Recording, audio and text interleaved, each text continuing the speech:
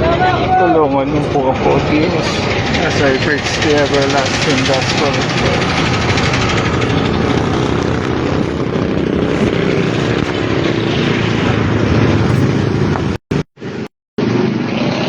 Jesus Christ.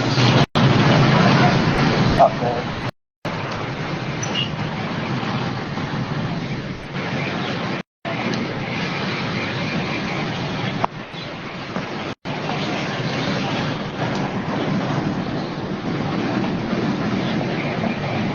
Magandang umaga po sa inyo lahat, mga minamahal na mga anak, mga kaibigan. Muli po ay nagbabahagi ng mabuting balita ng kaligtasan. Ngayon po ay Lunes Santo. Nagsimula po ang Holy Week, kahapon po ang Palm Sunday. Alam po ninyo, napakahalaga po sa mga Pilipino ang Holy Week.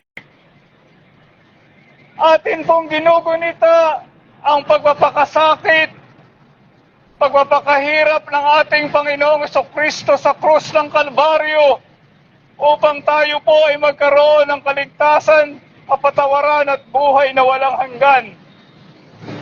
Mga minamahal na mga kaibigan, mga anak, ito pong Holy Week, napakahalaga po ang ating meditation, ating refleksyon sa ating mga buhay, na makuha po natin ang mensahe po ng Biyernes Santo na ang Panginoong Jesucristo po ay nagpakasakit, ibinigay ang inyong buhay para sa inyo at sa akin upang hindi po tayo pumunta sa impyerno, magkaroon po ng kapatawaran, kaligtasan at buhay na walang hanggan.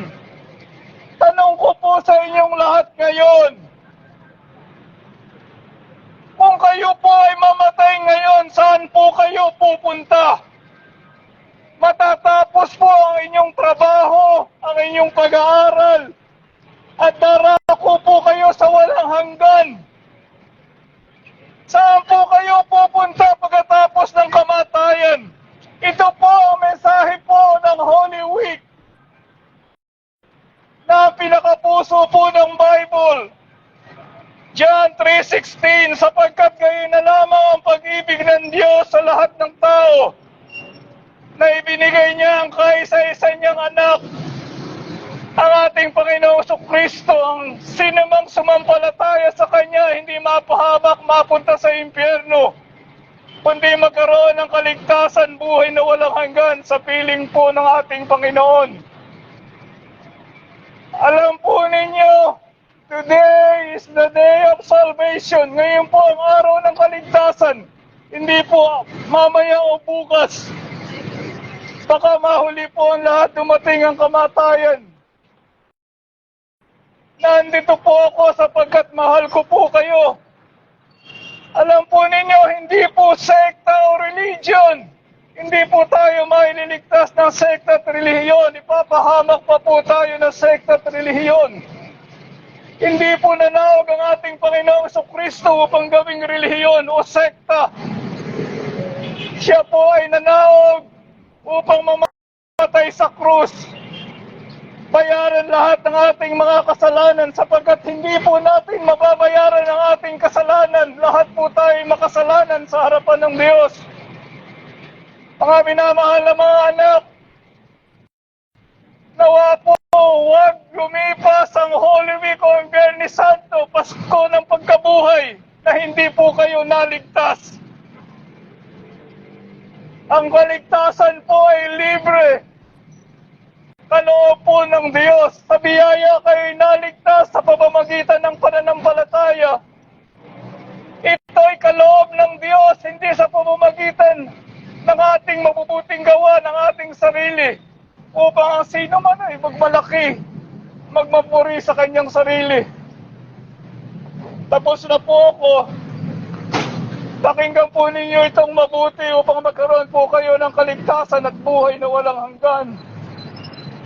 Una, pagsisihan po natin lahat ng ating mga kasalanan. Lahat po tayo makasalanan sa harapan ng Panginoon. Pangalawa, Maniwala po tayo sa ating Panginoong Kristo. Alam po ninyo, pag hindi po kayo naniwala, sa impyerno po ang tuloy po ninyo. Maniwala man po kayo, hindi na may impyerno, hindi mababago ang katotohanan na mayroong impyerno. Kaya po nanawag ang Panginoon nagpakasakit sa krus para po tayo maligtas sa impyerno. Mga minamahal na kaibigan, mga anak, hindi po ninyo ako kilala, hindi ko kayo kilala, pero hindi po ako ang mahalaga. Ang mahalaga po ay mensahe ng kaligtasan dulot ng ating Panginoong Kristo. Please, maniwala po kayo kay Jesus na nagmahal po sa atin, nag-alay ng kanyang buhay sa krus ng Kalbaryo upang hindi po tayo maparusahan doon sa impyerno sa walang hanggang dagat-dagat ng apoy ng asupre na ang mga uod na hindi namamatay. Gustuhin man ng taong mamatay, hindi siya mamamatay sa impyerno. At hindi po si Satanas ang nagpaparusa sa impyerno, ang Diyos po. God is a God of love, but He is also a God of justice. Si Satanas po ayaw po baligtas ang tao, binubulag ang kaisipan. Kasi naghahanap po siya ng damay. Kasi parurusahan po siya at lahat po ng kanyang mga kampon doon sa demonyo, sa impyerno. Mga minamahal, tapos na po ako. Nandito po ang ating Panginoong Kristo, kumakatok po sa pintuan ng inyong puso. Papasukin po ninyo siya. Hindi po siya namimilit, pero nagsusumamo po siya na magkaroon po kayo ng kapatawaran, kaligtasan at buhay na walang hanggan. Tinanggap ko po ang Panginoon May 16, 1975 at 4:20 p.m. I know my spiritual birth. Nawa po, baka ninyo ang inyong spiritual birth na ngayon. April 14, 5:33 a.m. Tanggapin po ninyo si Jesus. Siya po yung nangungusap sa inyong puso po ngayon. Nandito po siya.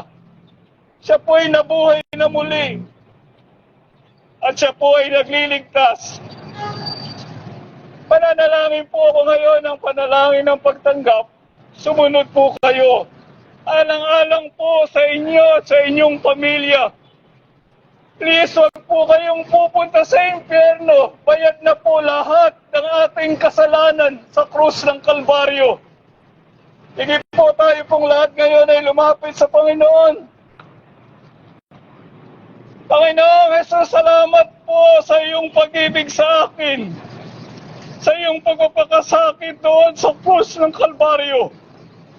Binayaran mo lahat ng aking mga kasalanan ng iyong dugo at buhay.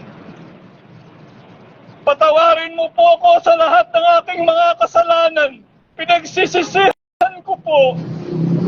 At sa sandali pong ito, ako po'y naniniwala sa iyo, sumasampalataya. At inaanyayahan kita sa aking puso. Tinatanggap bilang aking Panginoon at sariling tagapagligtas. Amen. Nais ko po kayong ipanalangin, mahabaging Diyos, lumalang ng langit at lupa. Pinakamamahal mo po ang tao, kaya ibinigay mo po ang iyong kaisa-isang anak, ang aming Panginoong Kristo. Pagpalain mo po ang lahat ng mga tumanggap. Pagpalain mo po ang lahat ng nandito, ang kanilang pamilya, trabaho, pag-aaral. Patiyak po nila ang kanilang kaligtasan na pag sila'y namatay, hindi pupunta sa impyerno, kundi yan sa piling mo po. Mahal mo po sila, O Diyos. Ang lahat po ng ito ay aking dalangin. At tanging pangalan po lamang ng aking pinakamamahal. Ang aking ipinapahayag, hindi lang sa Pilipinas, kundi po doon sa North America, sa Canada, sa USA at sa buong mundo. Ang aming pong Panginoong Kristo. Amen. Mahal ko po kayong lahat.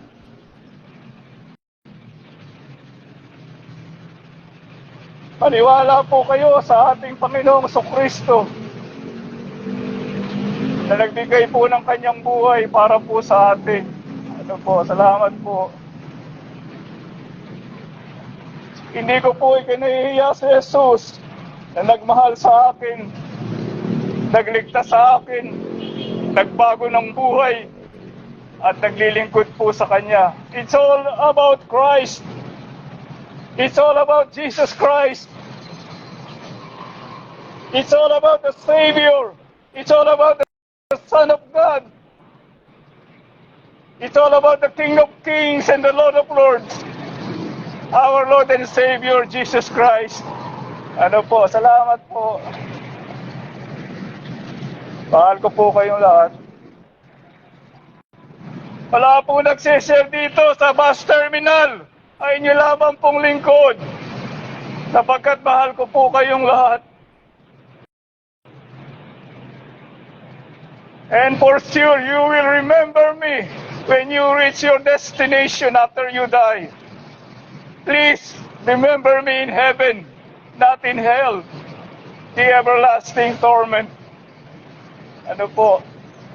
Alam po ninyo, si Noah po nag-preach for 120 years. Si Noah po nag-preach for 120 years. Wala pong naniwala. Dumating po ang baha. Namatay po lahat ng tao. Alam po ninyo, naligtas Noah and his wife at kanya pong 6 na anak. 3 anak, 3 manugang. Mahalaga po, pakinggan po ninyo ang panawagan ng Diyos, ang kanyang babala sa atin. Life is too short. That there is life after death. Napakahalaga po sa inyo at sa inyo pong pamilya. This Holy Week, please meditate. Bawat isa po sa atin, lalapit po sa Panginoon. Ano po, salamat po.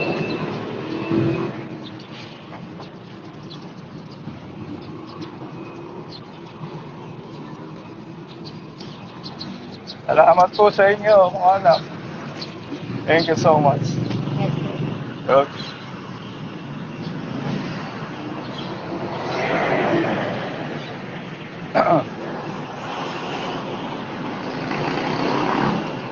Salamat po, mga kapatid.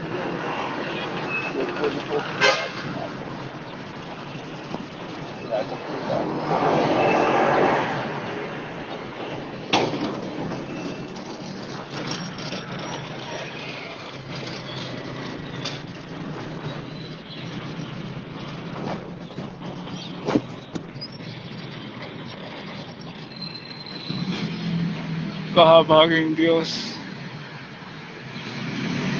marami pong salamat sa pagkakataon. Yung mga tumanggap, dadalhin na po sa mga churches, yung mga hindi pa, sa kapanahon na nagbunga ng kaligtasan ng yung Ebanghelyo. Pagpalain mo po ang lahat ng tumanggap.